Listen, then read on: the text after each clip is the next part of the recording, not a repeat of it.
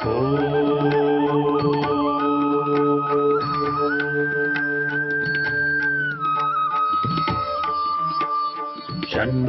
मित्रः शं वरुणः शन्नो भवत्वर्यमा शन्न इन्द्रो बृहस्पतिः शन्नो विष्णुरुक्रमः ॐ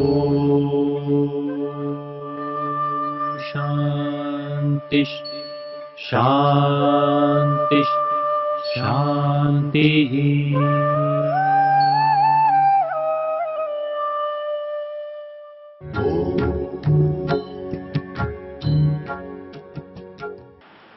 परमपिता परमात्मा का स्मरण करेंगे। 3 बार ओम का उच्चारण।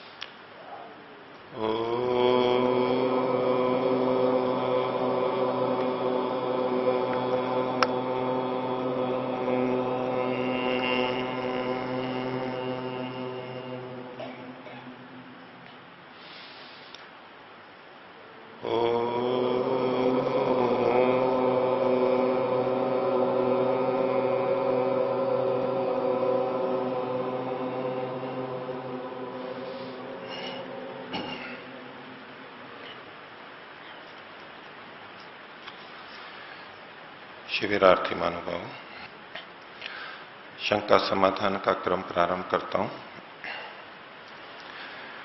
पहला प्रश्न है, ईश्वर उपासना के लिए शिखा यानी चोटी रखना व यज्ञोपवीत धारण करना आवश्यक है क्या? आवश्यक तो नहीं है, क्योंकि वैदिक धर्म में भी संन्यास दीक्षा के समय यज्ञोपवीत और शिखा हटा दिए जाते हैं। सन्यासी इनको धारण नहीं करता है, लेकिन सन्यासी ईश्वर की उपासना तो करता है, हमारे से भी अच्छी तरह करता है। उसकी अधिक योग्यता, अधिक वैराग्य होता है, इसलिए ये उपासना के लिए अनिवार्य तो नहीं है।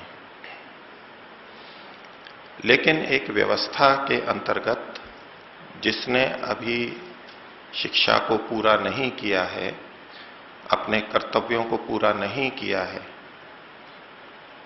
उसके चिन्ह के रूप में ये दोनों रहते हैं। और शिखा का इस ओर उत्तर भारत में भिन्न प्रकार से प्रचलन है। एक शिखा रखते हैं पीछे।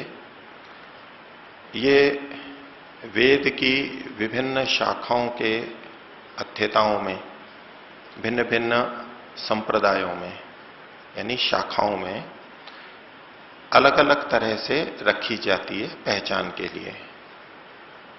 कहीं एक से अधिक शिखा भी होती है, कहीं आकार छोटा बड़ा होता है, आगे की तरफ भी होती है। हम लोग केरल गए थे सोमयाग देखने, तो वहां परंपरागत गुरुकुलों में वेद पाठियों को देखने गए तो आगे भी शिखा होती है। परोपकारी पत्रिका में हम लोगों ने उसका चित्र भी दिया था। तो ये एक चिन्ह है, प्रतीक है, स्मरण कराता है, मात्र इतना ही। अगला प्रश्न, प्रतिदिन यज्ञ नहीं किया तो पाप को कोष्ठक में गृहस्थ को लगता है क्या? हम जीवन जीते हुए संसार को मलिन करते हैं, दुर्गंधित करते हैं और कुछ प्राणियों का भी नाश करते हैं, उनकी हानि करते हैं। तो उस पूर्ति के रूप में ये हमें करना चाहिए। और चूंकि इन्होंने कोष्टक में गृहस्थी लिखी दिया है, गृहस्थी को करना चाहिए। अगर पूरी तरह से सीधा उत्तर दें तो इससे पाप लगेगा यदि नहीं करते हैं।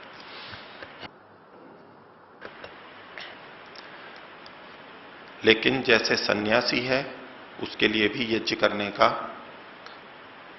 विधान नहीं है, वो भी यज्ञ से भी छूट जाता है। वो आंतरिक यज्ञ विशेष रूप से करता है, लेकिन एक प्रशिक्षण के लिए बाह्य यज्ञ भी किया जाता है, परोपकार के लिए किया जाता है, उसको करना चाहिए। विधान प्रातःकाल सायंकाल दोनों समय का है, वो नहीं होता है तो एक समय करते हैं, वो भी नहीं होता है तो कुछ साप्ताहिक करते हैं इत्यादि। अगला प्रश्न, किसी व्यक्ति ने दूसरे व्यक्ति को श्राप देने से वह श्राप प्रभाव करता है क्या? इसी तरह से आशीर्वाद लोक में बहुत प्रचलित है, कथा कहानियों में भी प्रचलित है कि श्राप दे देते हैं, शाप दें। शाप का मतलब होता है आक्रोश का व्यक्त करना।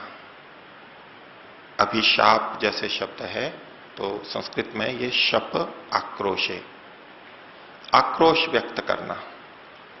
इसको लोग और हिंदी के प्रचलित अर्थ में कहूं तो कोसना। किसी को हम कोसते हैं, कोई हमारा गलत कर देता है, उसने ये कर दिया, उसने ये कर दिया, तो हम जो हिंदी में कोसना बोलते हैं, इसको बहुत कोसा उसने, तो ये आक्रोश करना, कोसना, यही शाप है।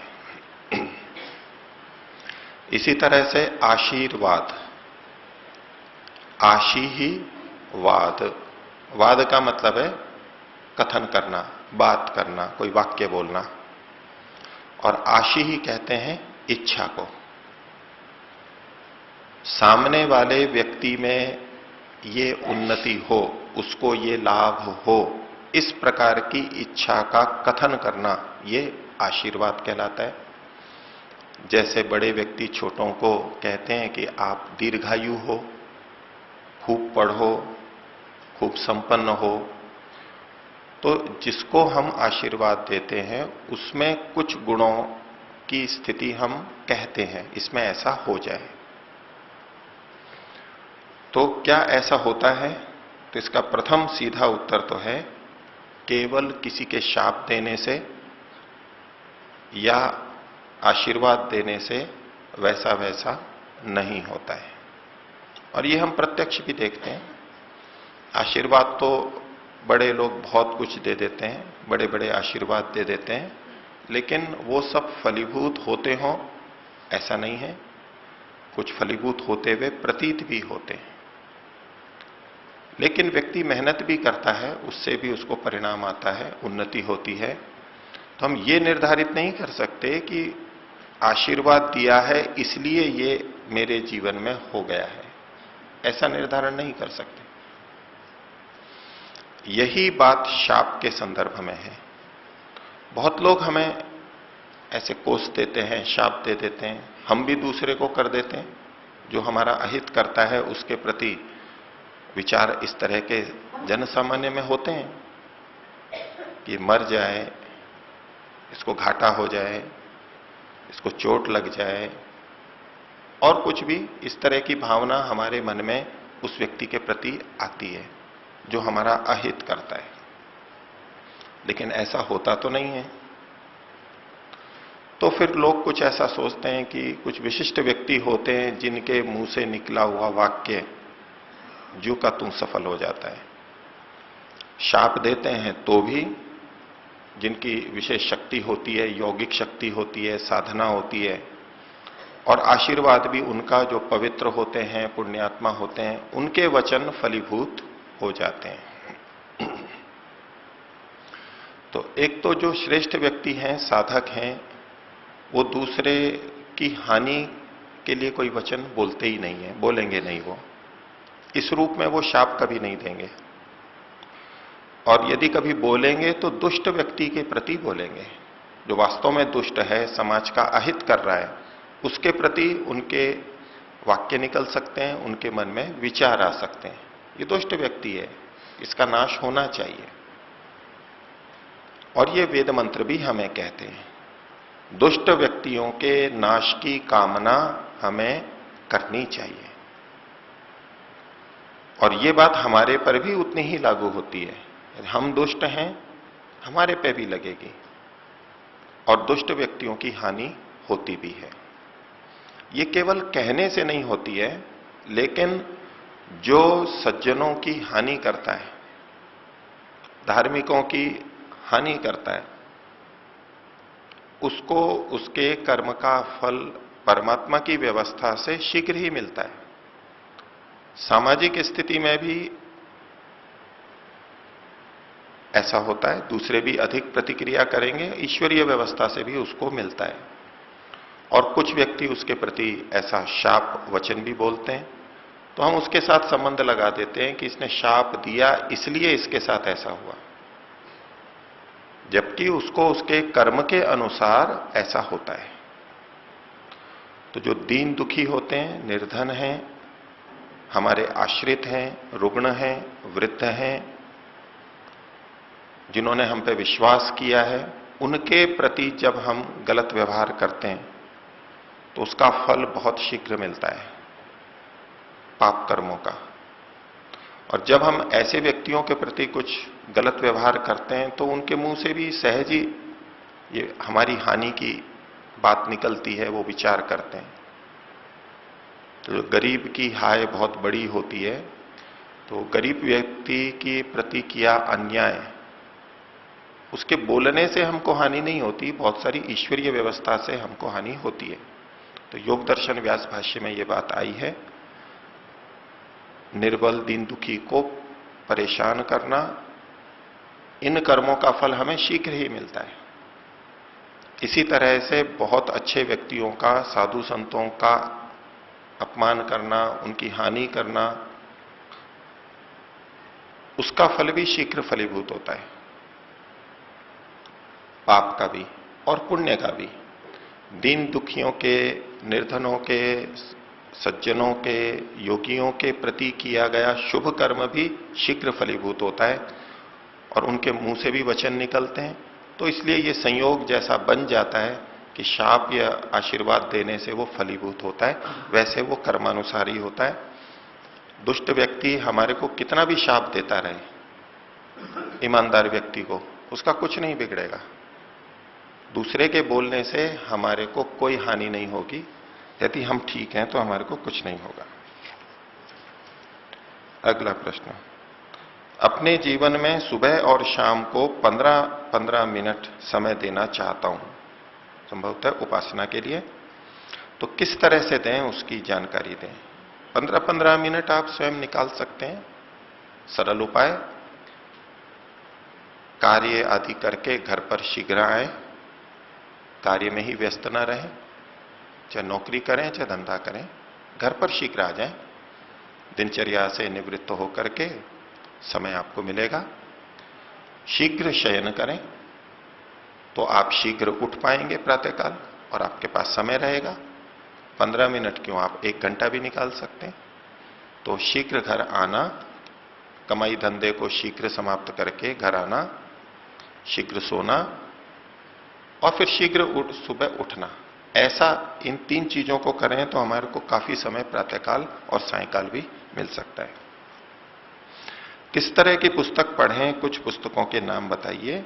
देखिए यहां बहुत सारी पुस्तकें आपके सामने हैं, उनको आप ले सकते हैं। जिन पुस्तकों द्वारा अपने जीवन की उन्नति कर सकें, सत्यार्थ प्रकाश पढ़ सकते हैं, उपनिषद है, व्यवहार भानु है और बहुत पुस्तकें यहां पर हैं। आगे, विद्या ज्ञान की वृद्धि के लिए व्यवहार काल में किन किन नियमों का पालन करें। जो भी घटना घट रही है उसको देखें जागरूकता से, जीवन मरण को देखें, लोगों के जीवन को देखें, अपने जीवन को देखें, सृष्टि को देखें, परमात्मा का चिंतन करें। अपने अंदर जो विचार उठ रहे हैं, राग द्वेष उठ रहे हैं, उनको देखें कि ये राग क्यों उठा, ये द्वेष क्यों उठा, इस राग को उठाने से क्या परिणाम आया, इस द्वेष के आने से क्या परिणाम आया। इन सबको देखने से सतत इनका ज्ञान बढ़ता जाता है। और हम हर क्षण सीख सकते हैं, हर क्षण सीखते रहते हैं। अगर ध्यान दें तो हर चीज हमारे को सिखाती रहती है। आगे, मैं भगवान को बाहर से मानता हूं, अंदर आत्मा से स्वीकार नहीं करता।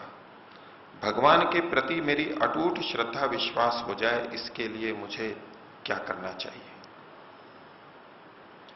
तो परमात्मा के गुणों को देखना, इस प्रकृति को देखना कि परमात्मा है या नहीं है, ये प्रकृति अपने आप बन सकती है या नहीं बन सकती है, अथवा मनुष्य बना सकते हैं या नहीं बना सकते। इसको आधुनिक विज्ञान की दृष्टि से भी खूब समझें, सूक्ष्मता से देखें, इसकी आश्चर्यजनक रचना को देखें, तो अंततः परमात्मा को स्वीकार करने के लिए हम बाध्य होते हैं और कोई उपाय ही नहीं होता है। और अपनी सामर्थ्य को भी हम देखें, मैं कैसा कर सकता हूं। इन सबको देख करके और जो ईश्वर को मानते हैं, स्वीकार करते हैं, उनके जीवन में जो परिवर्तन आते हैं, उन्नति होती है, उसको देख करके हम परमात्मा के प्रति श्रद्धा विश्वास रख सकते हैं। और शब्द प्रमाण को मानते हैं तो शब्द की दृष्टि से भी हम इस बात को स्वीकार कर सकते हैं। लेकिन प्रश्नकर्ता शब्द प्रमाण से तो शायद स्वीकार नहीं कर पा रहे हैं। तो व्यवहार को देख के हमें परमात्मा को मानना होता है। धीरे धीरे हम मानते हैं युक्ति संगत ढंग से। और परमात्मा क्यों नहीं है, इसके लिए हम कैसे सिद्ध कर सकते हैं? परमात्मा नहीं है, इसके लिए हमारे पास क्या प्रमाण है, उनको देखें। परमात्मा की सिद्धि करने में जो प्रश्न उठ रहे हैं, उनका समाधान करें। विद्वानों से मिलेगा, पुस्तकों में मिलेगा। एक और व्यक्ति के प्रश्न ले लेता हूं। ब्रह्मचारी के क्या कर्तव्य होते हैं? ब्रह्मचारी के कर्तव्य हैं शरीर का निर्माण, बुद्धि का निर्माण, उन्नति करना, बल प्राप्त करना, ज्ञान प्राप्त करना, अपनी योग्यताओं को बढ़ाना, जहां जिस गुरुकुल आचार्य गुरु के निर्देशन में रह रहे हैं उनकी आज्ञा का पालन करना, उनकी सेवा करना, माता पिता जो हमारे से अपेक्षा रखते हैं उसके अनुसार उन्नति करना, क्योंकि वो हमें धन प्रदान करते हैं। आगे, क्या केवल बचपन से ब्रह्मचारी ही ब्रह्मचारी होता है? ऐसा नहीं है। जब भी जो ब्रह्मचारी बनता है तभी से वो ब्रह्मचारी कहला सकता है। आगे, अगर ब्रह्मचारी नहीं है मगर अब वैसा मन में भाव आता है तो क्या करें? बन सकते हैं, बनना चाहिए, इससे उन्नति होती है। आगे, दैनिक जीवन में क्या करना चाहिए, कितने घंटे आवर्स सोना चाहिए, कैसे सोना चाहिए, कैसे खाना चाहिए, इस विषय में विस्तार से बताएं। और सात्विक भोजन समय आदि विषयों पर भी विस्तार से बताएं। देखिए, वैसे तो आपको यहां दिनचर्या जो चल रही है उससे आप सब सीख सकते हैं, बताने की आवश्यकता नहीं है। और वैसे भी ये कक्षा केवल जिज्ञासा समाधान, शंका समाधान के लिए, जो आपके बीच बीच में थोड़े से प्रश्न होते हैं। बाकी अन्य कक्षाएं इसके लिए हैं। तो आज का विषय इतना ही रखते हैं। ओम का उच्चारण। ओ